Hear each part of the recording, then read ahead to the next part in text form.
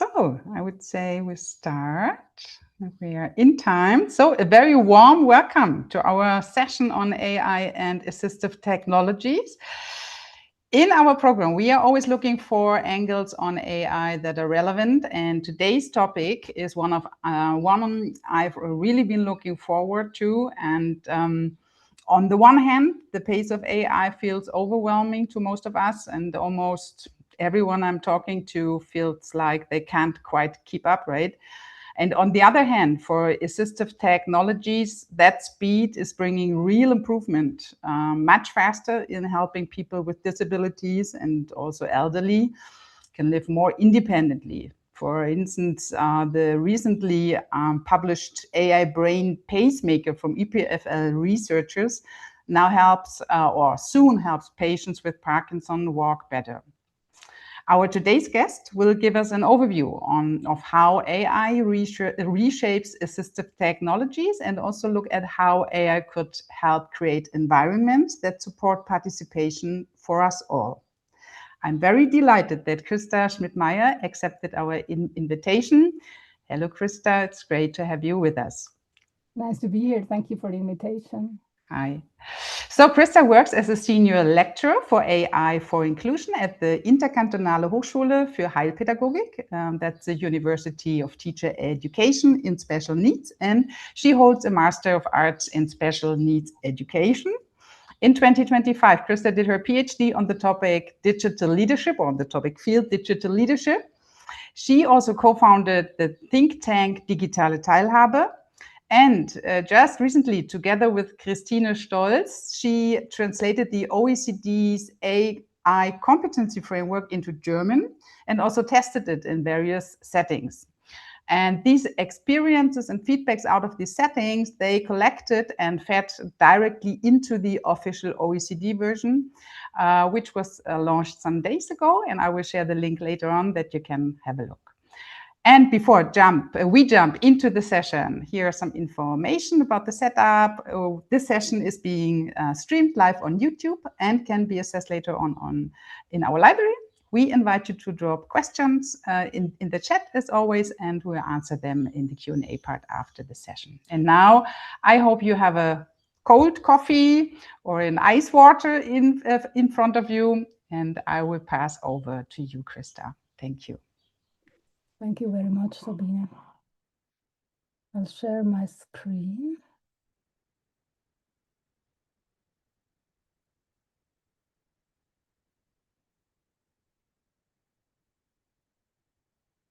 So, can you see my first slide? Thank you. So, thank you also for the kind words, Sabine. Yes, my research and teaching is focusing on artificial intelligence, assistive technologies, inclusion, emotions, and the questions of how digital technologies can support participation, relationships, and self-determined living. And a quick note before we start, you may notice that some of the slides have a lot of text on them, more than is usually recommended. And in special education, presentations often need to be accessible for many people, for screen readers, sign language interpreters, captions, and other forms of support. So this is not a lack of media competence on my part, sondern it is because there are different accessibility principles that apply here.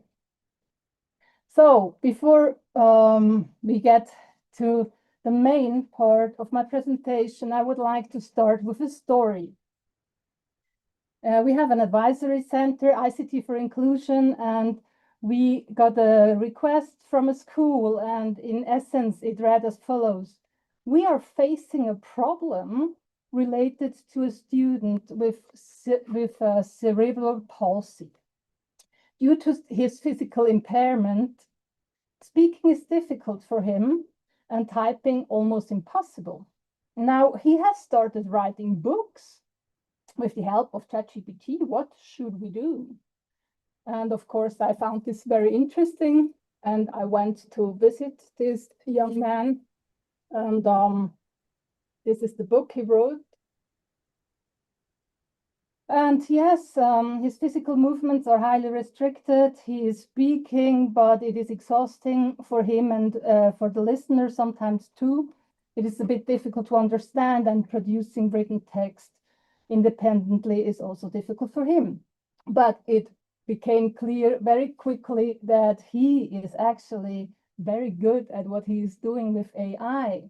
So he dictates short passages into his Apple Watch, for example, and then these recordings are then processed and further developed by using AI tools and especially ChatGPT.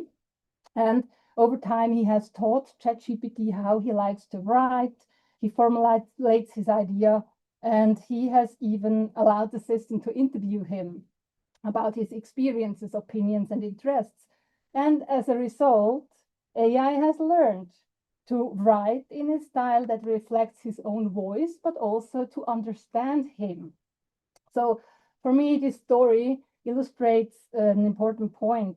Assistive technologies can open new possibilities, as Sabine already alluded to, and they did not exist previously. So this is the agenda for today. I already started with a story, and now I would like to talk about artificial intelligence and assistive technologies, what this is, some real-world examples and applications, and then, of course, I'll also conclude with some critical reflections and maybe also open questions. So, what is artificial intelligence? I think I don't have to explain it, but usually when people talk about AI today, they mean applications such as ChatGPT, and most research and discussion focus also on large language models and generative AI. But although these developments are so of course important, they are actually not representing the much larger field I am interested in. And in my large field, what everything is encompassed in artificial intelligence, there are many interesting assistive technologies that are AI powered or rely in some parts on AI. So, for example, speech recognition, computer vision, robotics, adaptive systems, and intelligent assistive technologies. And I will return to these examples later in the presentation. Important note, side note, but important, AI is not a new topic for us. It has been studied and applied in special needs education and for more than 4 decades, actually. But still, many things are changing. So in the context of inclusion, it is important to recognize that AI systems are largely based on weird data. Weird stands for Western, educated, industrialized, rich and democratic societies, and many more aspects, of course. And people with disabilities remain largely absent from training data sets. And since AI also still, or does by its nature, rely on statistical processes, it tends towards the average. You all might know the bell curve from school or later work. And special education often focuses precisely on those individuals who are located at the margins of the bell curve. And that's why I have highlighted it like this. So we are working in the outer areas usually, and we have a sample size that often is n equals 1. We are not so much interested in the average learner, but the individual person and their unique strengths, needs, circumstances. So from an inclusion perspective, this raises the question, what happens when AI systems are trained on average consumers or people but where are like the people whose experiences, bodies, communication styles, and ways of learning differ from those averages?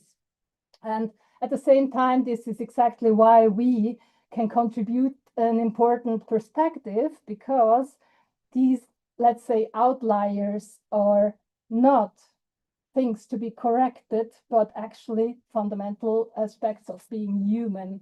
And as Sabine has already alluded to also, sooner or later, it can be very important for all of us because we might get old And also most disabilities are not birth defects or something like that, but they are acquired during the lifetime. Another concept that is important in my context is the digital divide. And it describes 3 levels of unequal access to digital technologies. So one level is the access to infrastructures, but then also the skills needed to use digital tools and the actual use and benefits that result from these technologies, including opportunities for learning and participation in society. Similarly to this, it is assumed that the AI divide may emerge in the context of artificial intelligence, and this refers to the inequalities in access to AI and AI-related competencies and the ability to benefit from AI applications. However, research on this phenomenon is still very limited, and also it's not always easy to get money for this. And to use AI in a meaningful, purposeful, and responsible way, people need literacy. This is often discussed lately, especially in the context of school. Remember, I'm mainly talking about educational contexts here. And the EU AI Act defines AI literacy as follows. AI literacy means skills, knowledge, and understanding that allow providers, deployers, and affected persons taking into account their respective rights and obligations in the context of this regulation to make an informed deployment of AI systems and to gain awareness about the opportunities and risk of AI and possible harm it may cause. So I ask you, do you have that level of AI literacy? Because I don't, and I do this for a living. So imagine this level for competency for students. It seems rather unrealistic and maybe even a bit cynical, especially in the context of disability and impairment. And also what is difficult from my point of view is that the responsibility is largely placed on the individual. And we argue that providers, developers, and educational technology companies should take responsibility for designing AI applications that are more inclusive, accessible, educationally meaningful, and also privacy preserving from the beginning. Now, you already heard that I work in special needs education, and this is a very interdisciplinary discipline, and this is important to understand from which point of view that I'm arguing. We have many perspectives that inform us, such as education, psychology, medicine, disability studies, and many, many more. And these questions of participation, autonomy, support, and so on have always been central to the field. But we are not only asking what is the newest technology or what can it do, but we are also asking who benefits, who is excluded, and under which conditions can AI support participation and inclusion. And another thing that is very important to know, the kids with special needs are actually a very large group. Now, it depends on what you consider special needs.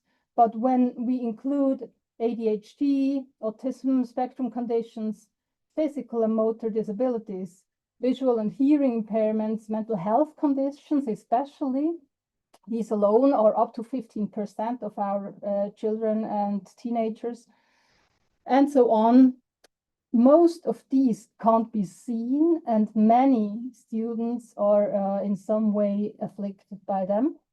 And this is, that's why I put them in the backpack, because they're sometimes a bit hidden. But this is what schools are at the moment also, let's say, have rather big difficulties with, because students are becoming more diverse. And the hope, of course, is that AI and assistive technologies can help schools doing their job better and under support kids. A concept that is useful when talking about AI and assistive technologies is universal design. It assumes that human diversity is the norm and that environments, products, and services should therefore be designed for everybody and usable and accessible to as many people as possible from the beginning. And these 7 principles, they benefit everybody.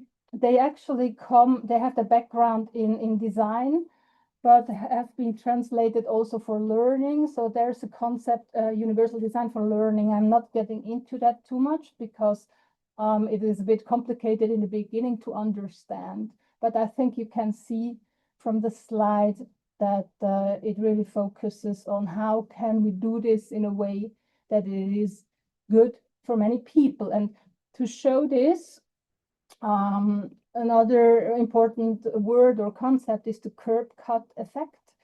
So this illustrates that designing for those with the greatest barriers often leads to better solutions for everyone. Curb cuts were really cuts in the curb, and they were originally designed for wheelchair users, but they also benefit parents with strollers or travelers with luggage, maybe cyclists, and also older adults. And now this is a bit an inside joke, but did you know that many accessibility features found in today's mainstream technologies actually originated in special education and assistive technology? And some examples include speech recognition, predictive text, voice assistance, captions, text-to-speech functions, and many other technologies. So what was initially developed to reduce barriers for some users became beneficial to many others. So what are assistive technologies? I like this definition. The term assistive technology device means any item, piece of equipment, or product system, whether acquired commercially off the shelf, modified, or customized, that is used to increase, maintain, or improve functional capabilities of a child with a disability. And therefore, assistive technologies provide individualized support to compensate for specific functional limitations. Here you can see that when people think about assistive technologies, often they are somewhere on the left. For example, this white cane for blind people is one of the assistive technologies. Even glasses are assistive technologies, of course, but also personal assistants. And many people usually think about this part on the left when talking about this topic. But there is also a much broader spectrum, so it can also be a high-tech and very new technology you see on the right. And the boundary between these technologies and also mainstream consumer technologies is becoming increasingly blurred. So today, even smartphones and consumer devices can function as assistive technologies, depending on the individual needs and the support and the context. So AI is changing something in here, and we are, of course, observing this. It has had a huge influence and is moving towards the left, and even things that had been done by a personal assistant or a guiding animal like a dog now can be used or done using AI. So we are right here in the center at the intersection of many fields within technological and assistive technologies. And I'm talking about this center circle now. And as I have promised you, I have brought you many examples. So you get an insight on what is going on in my field. I have tried to structure them along these lines: mobility and physical interaction, perception and sensory support, communication and cognitive support, social, emotional, and psychological support, learning and education, and of course, there are many overlaps. It is important to note that it is the further these assistive technologies progressed and the more good uses of AI are in there, they really can't be taken apart that much anymore, but this will be made clear shortly. So this is a picture of our lab, the All for All. This is a sign language and access technologies lab. And also I have provided a link for a page, ICT for Inclusion, where we share good use cases of digital media, ICT, but also, of course, AI and AI-based or powered assistive technologies. And I find it quite interesting to look through them because I can always find new application areas and use cases.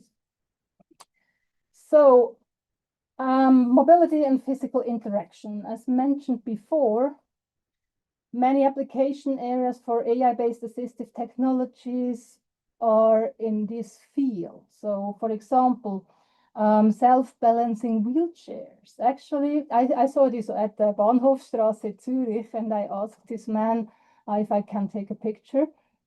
So they are actually much more stable than older versions of wheelchairs, and they can even be used off-road because they only have those two wheels and they're quite sturdy.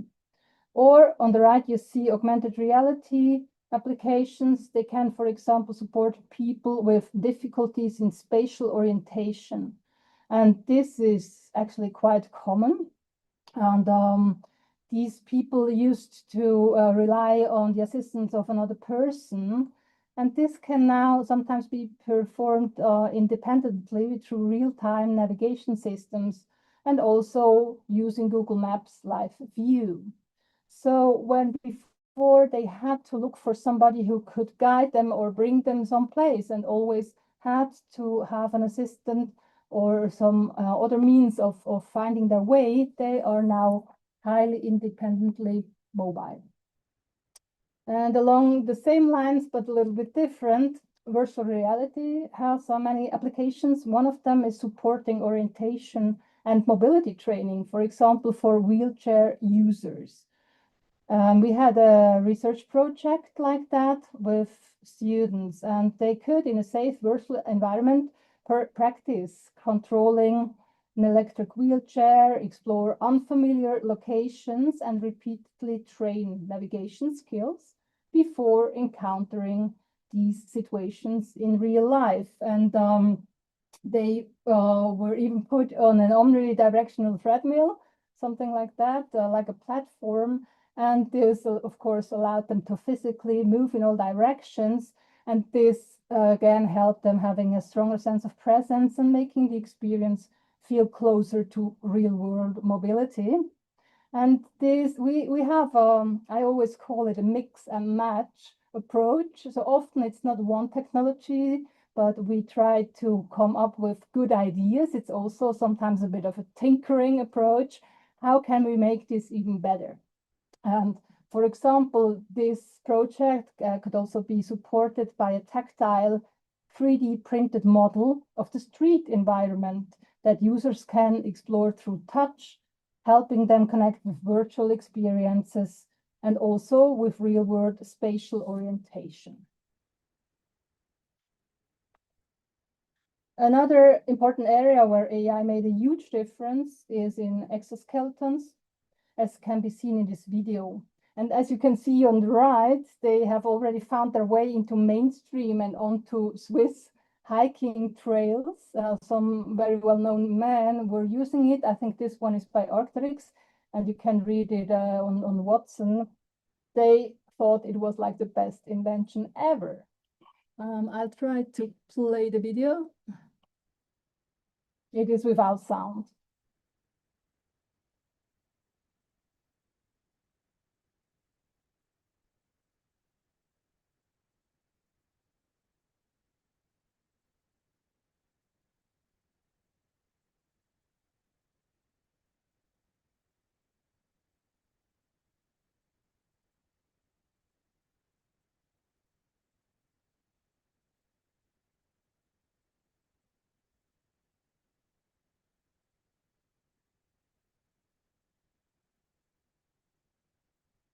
So I think this shows nicely the new degree of let's say, freedom this person has when using an exoskeleton. And again, this has found its way into other areas, not only for people with motor problems. I'm not going to play this video, but I think it's also very interesting to see, because the other thing is also true, that often these very big companies are actually quite interested in what we are doing in our field, because of course they found out by now that many of these applications can be super interesting for everybody. And sometimes they even call us to ask what is the newest thing. And Apple has a very interesting project going on, that they use an Apple Vision Pro to steer or command wheelchairs for people with severe motor function impairments. This is very interesting, as of course this can then also be used in other areas and not only for wheelchairs. Similarly, there are very interesting developments in the area of perception and sensory support. So, for example, they have also found their way into mainstream technologies. You might have seen that the AirPods on the right can also be used as a hearing aid, but also to test your hearing to find out if you might need support in that area. And on the left, you see earbuds that have tiny cameras, and they tell the user what they see. So this can, for example, be used if somebody has seeing difficulties, in order to not walk into some kind of obstacle or something like that. But also maybe this can tell them the colors if somebody is colorblind and so on. So this is all very interesting. In the same area of perception and sensory support, there can also be image recognition. So what we see sometimes is that it is used, or also like a vision support, for example, for people who don't see well, in order to count something or to find clothes that match, or also to look at the fridge and come up with good ideas for dinner. And this, of course, has also found its way into mainstream, and sometimes this also comes out of mainstream application. And these newest developments I am very interested in personally, but it's rather difficult, is emotion detection. So we know that, for example, people who are on the autism spectrum sometimes have difficulties recognizing social cues or emotions in other people. And there is an interest that there's an interest to develop some camera and detection-based systems to support these people, but let's say read the room with AI. And this is also very promising, especially, of course, again, for students, because it's not only about telling them the solution, but also to help them learn. So if you have your little assistant in your ear that tells you what probably the emotion of the other person is, then you can learn to detect it yourself. But then again, this is super complicated, because emotions, the basic emotions, like the general big ones, are very international. But then again, there are big differences in people, and it's actually not that easy to detect emotions. And imagine, in my context, if a person, for example, can't move the left part of her or his face, how is the emotion detection going to recognize that emotion? And of course, this opens the whole new field of possible bias and exclusion for that person, or misinterpretation. Another example in this area is eye tracking and eye gaze control.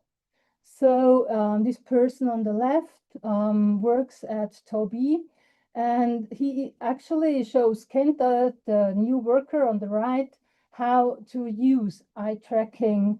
And by using his eyes, he can go across the screen and fixate on letters or words or icon symbols. And so this enables him to compose sentences, ask questions, express needs, participate in conversation, and also maybe steer his wheelchair.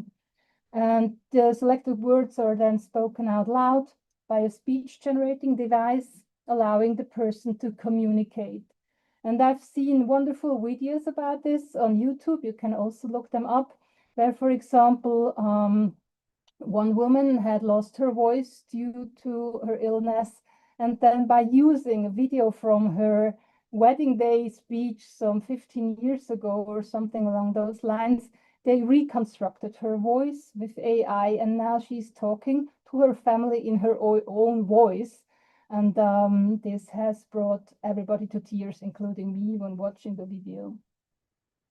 And what is interesting again is on the right, you can see this can be bought on Galaxus. I'm not sure how good it is, but this has found its way into gaming. So for example, if you have an ego shooter game going on, you are of course much faster when your weapon automatically points in the direction where you're looking and where your virtual enemies are. Or in the Canon EOS R3, they have now implemented autofocus by using eye gaze methods to make the object you want get into focus and make it sharper.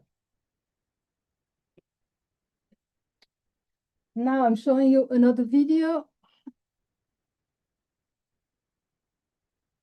Also a very short one, and it doesn't, it's not important that you hear it, just that you see it.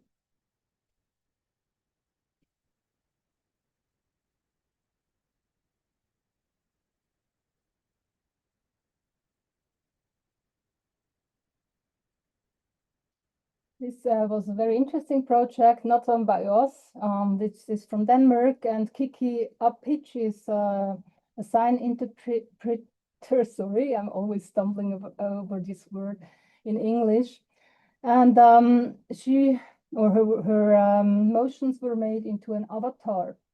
And AI, of course, can translate spoken language into sign language now, and thereby improve access to information and communication, for example, for people who are hard of hearing. And this is especially important because for these people, this is their first language. So many of them read written language, but it doesn't come that easily for them. For example, in a situation of illness or emergency, it's easier for them to have the message in sign language. But it is very difficult to do. In the first moment, you think, yes, AI can do that, but it's not that easy because the whole language relies on a very different logic. And to make a very long and complicated story short, among other things, it's three-dimensional, and they use the space to, for example, talk about time, if something is in the past or in the future, and so on. So there is a lot of work being done on this, also at HFA, at the University of Zurich, but of course also in other big universities. Exactly. And on the right, you see me giving a talk and using the PowerPoint automatic subtitles, and they are actually very good. And especially in schools, but also when talking to people who are listening to a presentation or have hearing impairments, or maybe there is a multilingual lingual audience, or participants are in a noisy background, or just want to read it and not look at you and listen. This is a wonderful opportunity, and it works very well, especially if you have a microphone on you. And here again, we often do some kind of mix and match. For example, that I wear like 10 microphones, and they have each of them has their or her own iPad, and then it translates directly in their language. And it can even be used with some clever ideas to put it into plain language or easy language, which again makes information much more accessible for people with intellectual disabilities or language difficulties or limited language proficiency. Another very interesting project is Project Relate by Google.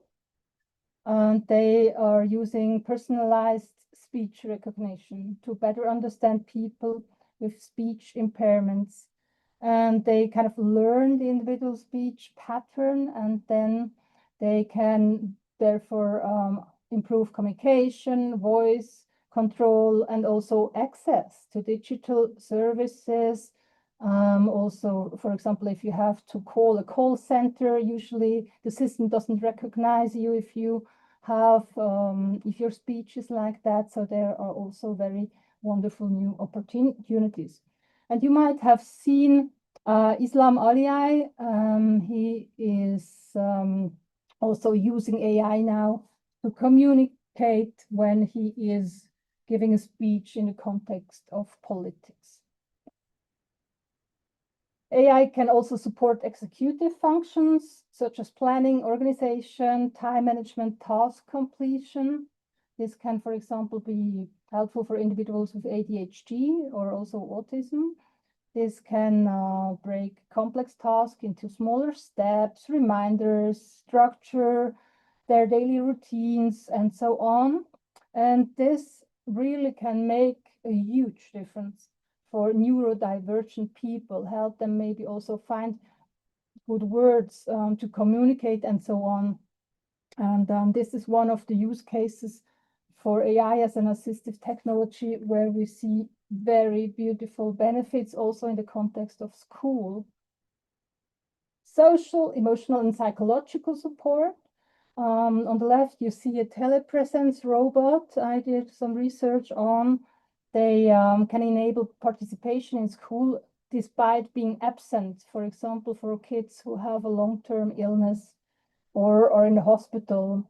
And therefore, when using such a robot, they can maintain their social relationships and remain connected to their classmates. So you put this robot in a classroom and the child is on the tablet and can even whisper to the neighboring kids and also participate in the lesson and things like that. And it makes a huge difference also emotionally for the children, because the feeling of being left behind with the illness and not knowing what is going to happen when they come back is a huge burden on them. Another example is reading feedback systems, as this little owl here, because we know that reading is incredibly important and also being read to for small children. It makes a huge difference on their educational progress later in life. And it can reduce anxiety in children when reading. It can also help with self-regulation and so on. And also, usually they have less anxiety when reading to an animal, interestingly, or a robot.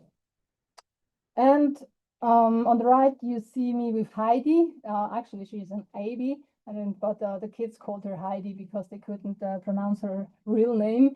And when most people think about robots, they have this kind of man-sized, huge robots in mind. But my personal idea or prediction is that these small wearable robots are going to be quite important in the future. So imagine, for example, you're standing in front of the fridge at 3 a.m. in the morning, slightly depressed maybe. Your psychologist is not going to be there, hopefully. And but these systems can be and can therefore support therapy and other ways of support you in your emotional state. And there is a lot being developed right now in this field. I'm going not into it too much, but there we start seeing that not everything that can be done is always the best idea. And at the same time, it's of course important to think about these things. So this new AI is developed for people with ADHD, autism, and other emotional difficulties, and even by people who are neurodiverse and or neurodivergent. And on the other hand, the therapists themselves seem to be using AI too, and even talk to AI about their clients. So of course, this is going both ways. I'm not talking too much today about teachers, but of course, it's also not only about kids and how they use AI and assistive technologies, but it's on every level of the school system. But that one would be a much longer talk. But it is important to know that this is going on. And maybe you knew or before, but it's very interesting to me that there has been a study on the uses of ChatGPT. And the number one use case for 2 years now has been therapy and companionship. So not only for kids and teenagers, but for adults. People are social beings. Humans are social beings, and we want to be socially connected. So that's why we use this. In the context of learning and education, tablets, we call them sometimes the Swiss Army knife of inclusion. And many accessibility features are already integrated in there, as you can imagine by now. And this allows also multimodal access to information, for example, with images, videos, or other explanations, which helps children learn. And these, of course, have to be built along the idea of universal design and also the curb cut effect. So they should be designed in a way that removes barriers from some learners and enable them to improve their opportunities and participate in learning and in the society. Now, we already looked at this shortly, but this is also a picture from our lab, and it is important that it is, of course, not all AI, although today the talk is on AI, but there are also alternative ways to input in order to use something that is, for example, a program or AI. So you see here different joysticks and controllers that can be used. And also AI can be used, for example, to analyze movements and provide immediate feedback on posture or exercises and so on, and therefore support children and also their therapists during training. I'm going to jump over some slides in the presentation, but I'll let you look at them shortly because by now I think you have guessed that I am a big fan of augmented reality glasses. And here with this AI-generated picture on the left, you can imagine how much of these assistive technologies are now in the AI glasses and in the mobile phone and can be used for many tasks. So we see that these technologies are converging, and functions that were previously in many assistive technologies and devices are increasingly being integrated into a single system. And this is also happening with ChatGPT. Then we see augmentation. So for example, new capabilities for existing assistive technologies, and also substitution, because many tasks that were previously performed by people or service animals or specialized devices can now be used, supported by AI, and so on. What changes? Actually, I believe everything changes, not everything, but a lot, because it has profound effects on individuals, but also environments and society. And since, for example, people who individuals who use the white cane can now do most of that without a cane and only using augmented reality glasses, the disability gets invisible. And this changes the perception and maybe also the preconceptions that they have to deal with. And for our education professionals, this changes a lot because they have to understand how AI-supported assistive technologies can support learning, enhance accessibility, promote autonomy, and so on. And they have to be very knowledgeable in order to decide who needs what and how could they profit. So this, just as a short reminder, this is what is going on, and especially as an opportunity. And at the same time, there are many risks, and I talked about most of them already. What I want to point out is that most of these are not black and white. Most of those topics are tensions and dilemmas. So for example, I'm just picking out some of them because of the time.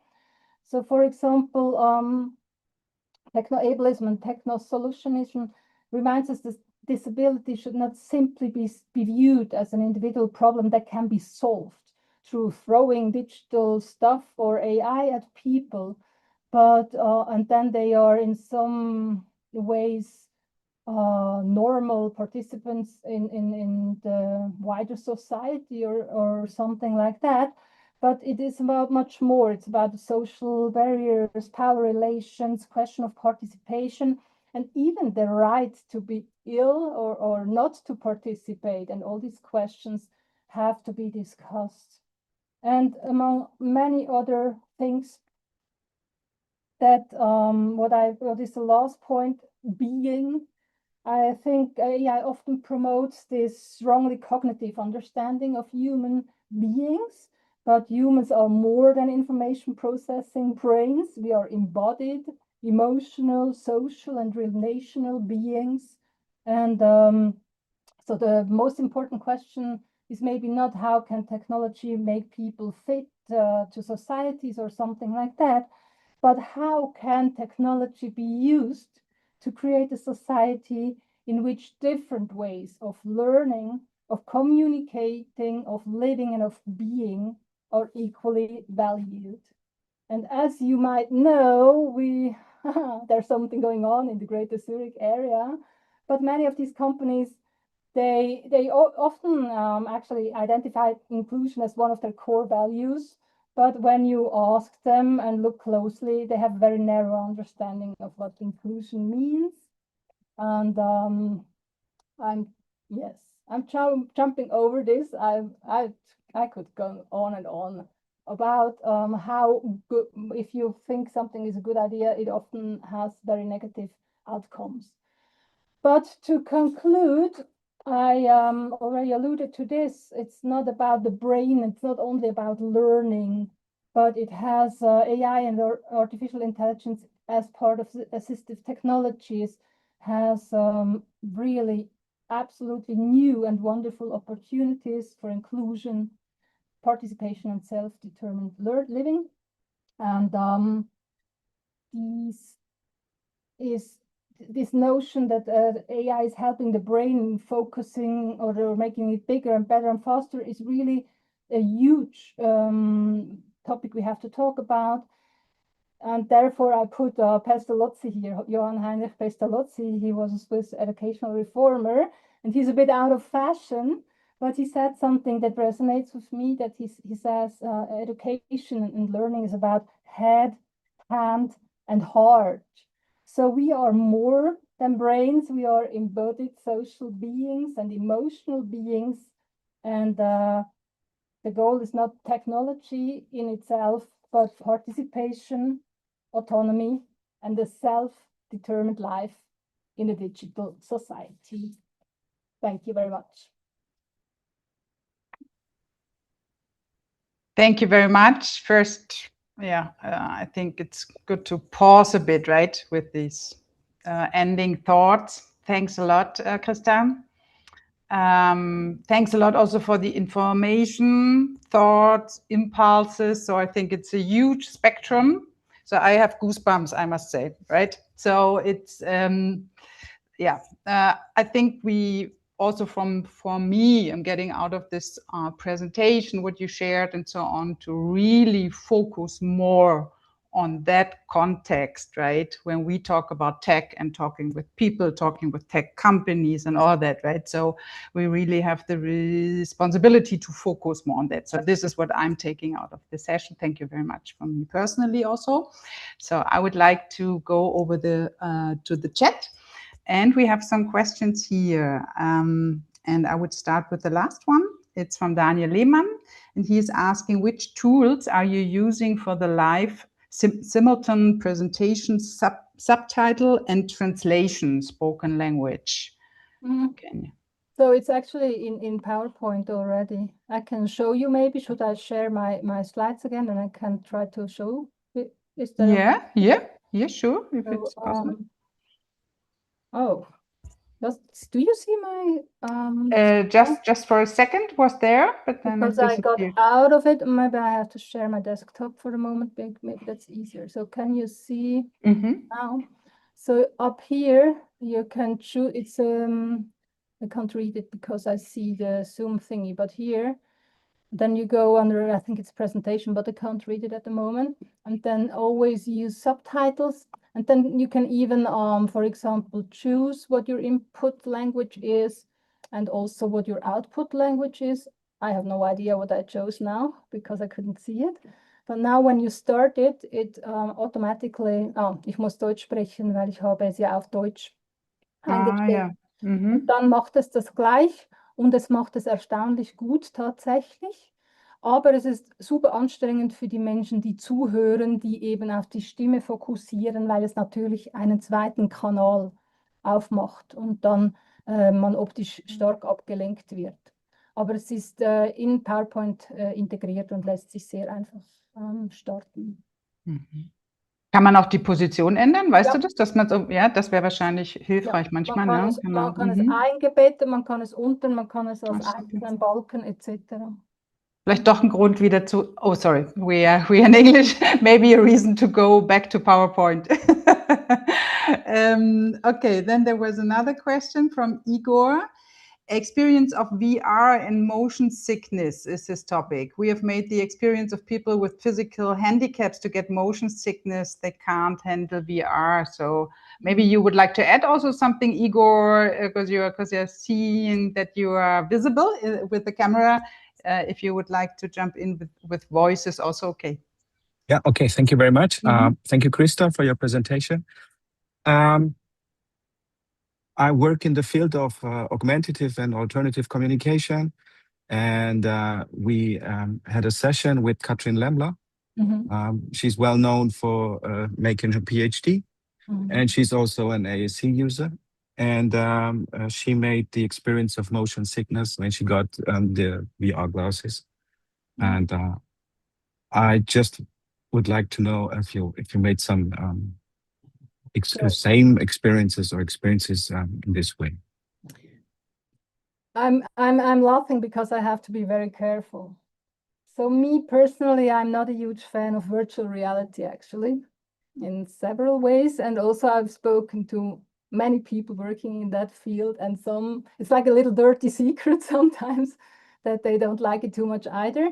And yeah, among other things because of that, but then again, also, of course, because schools usually don't have VR glasses somewhere, they're expensive, they could also get out of date, etc. So I usually think augmented reality is the way to go and everything that is connected to it. And sometimes it doesn't even have to be augmented reality. Sometimes the screen is still a good thing, or it also doesn't have to be connected to some kind of detection. So some users prefer, for example, the head mouse to eye gaze control or something like that. So on one hand, yes, I agree. I don't like them much either, and we had similar experiences. And it's also, even if you program it very well, it still is not real life, of course, because often it's quite artificial. And Therefore, yeah, well, I don't do VR anymore. Let's put it like that. Does that answer your question, Nico? Yes, thank you very much. Then we have a question from Patrick Sauter. Patrick, you would like to jump in as well? I think it's always nice to... yeah. Yes.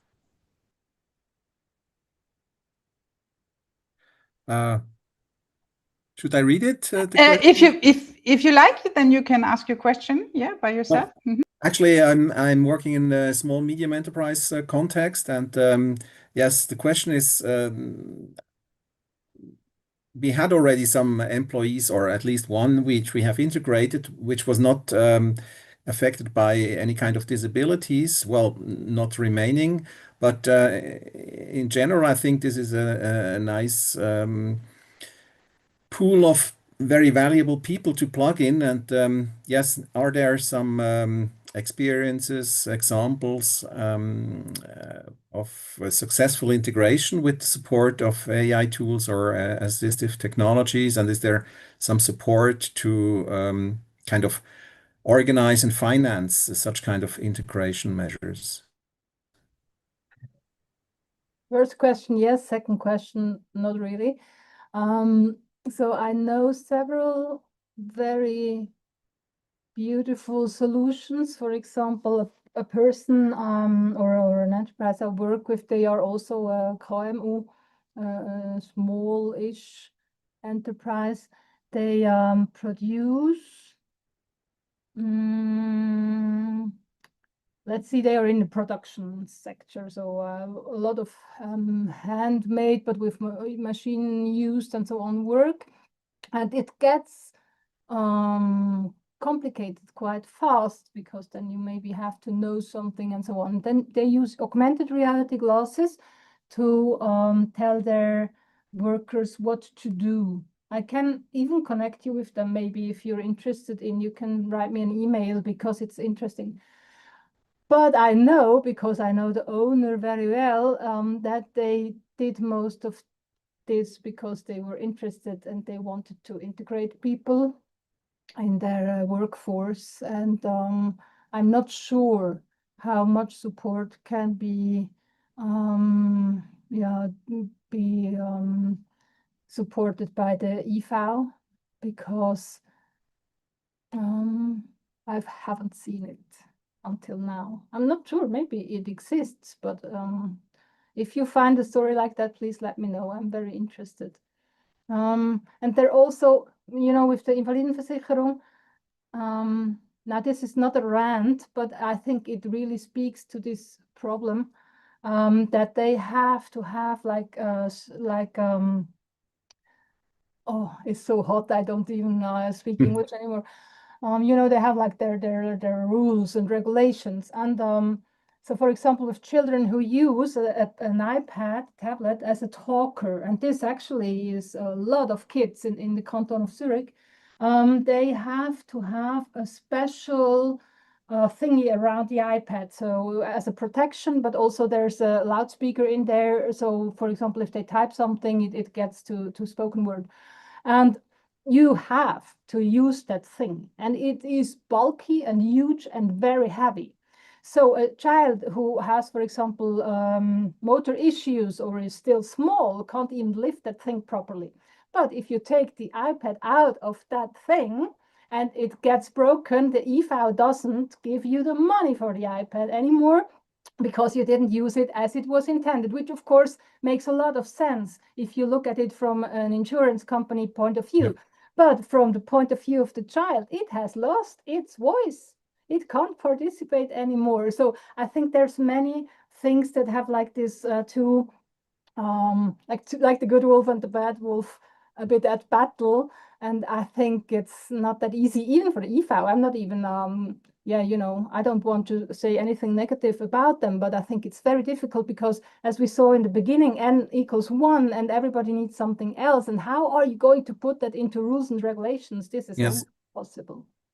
So I think you have to describe the case, the tools, the benefits, and then you have to ask for a Kostengutsprache or something like this. And then you might be successful or not. Yes, We will see. exactly. Or you can go into research. I would be interested in that. And then, for example, apply to some kind of InnoSwiss project, and maybe we can do this for like 50 Well, actually, yes, I'm more interested in practical application, not really in studies. Maybe a use case which kind of comes out of this experiment would then be a nice publication, but I'm more practically oriented. Yes, exactly. Yeah, But InnoSwiss is a lot like that. So these yeah, innovators really have to have yeah, a practical use. And I find that very interesting because, of course, as you heard, maybe, I mean, I did this like from a rather academic point of view, but I'm interested in real life, in yeah, kids. So before my eyes, I usually see the kids of whole Switzerland, you know, like these little people. And I really, we have to look at what helps in real life and not what can be done or what funny yeah, ideas you can have with technologies. And that is also the rant I didn't present pointed into that direction. Only if it can be programmed or constructed doesn't mean it's good at all. yeah, Sometimes real life hands-on using a pencil is so much better than letting them scribble something on an iPad with this weird pencil. So yeah, but I didn't go into the rant because I wanted Well, So, thank you very much. maybe thanks. next time. Yeah. Thanks for, yeah, maybe next time. Maybe we will find another topic angle. Rant. So thanks a lot. So I hope Krista could give you all a good overview about AI and assistive technologies. And I wish us all a wonderful afternoon. And I hope to see you maybe again back tomorrow at 9 o'clock, where we have invited Leap, and they will talk about the integration of the Swiss LLM Apertus into some tools. So maybe you will see us tomorrow. Have a great day and see you soon. Ciao, ciao. Thank you very much. Thank you. Bye.